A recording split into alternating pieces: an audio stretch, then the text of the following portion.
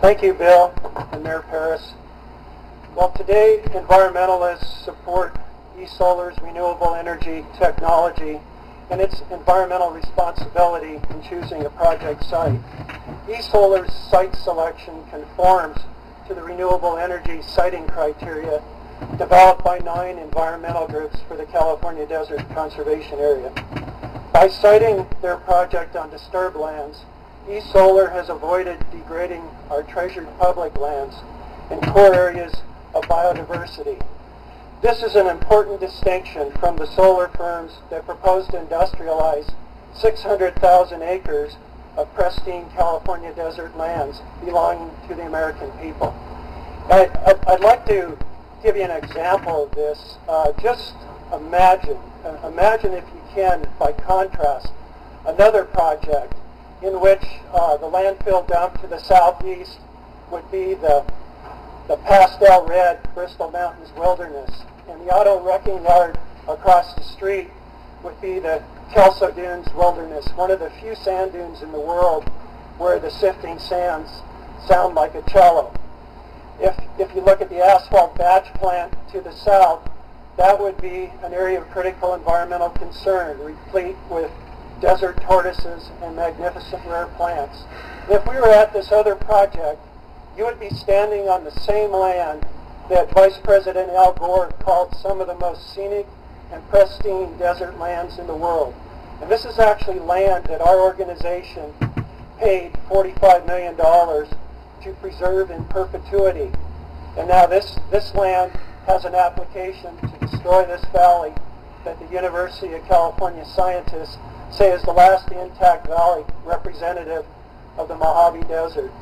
So you can see why we're so excited, that the entire environmental community, about a firm that's model is to use disturbed lands and a business goal to make solar electricity for less than the price of fossil fuels without government subsidies.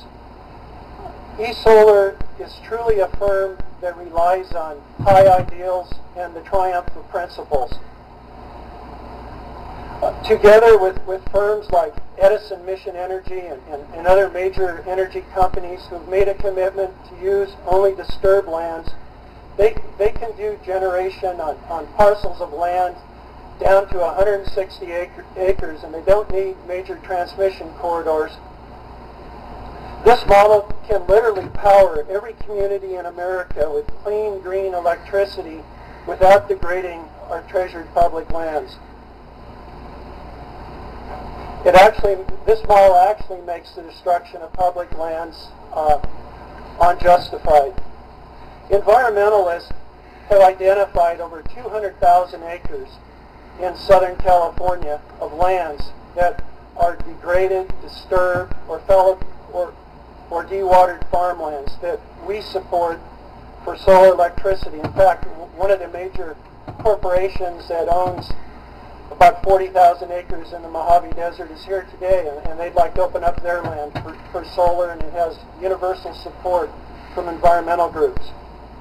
So, you know, in our minds, the desert, the pristine desert, should always remain a place of great beauty, biodiversity, solitude, and inspiration. You know, the kind of place that has fostered the world's great poets and prophets and redeemers to seek the wilderness. So we can't say enough great things about eSolar. Just hats off to eSolar. Make haste eSolar, and may the industry be guided by your bright light. Thank you.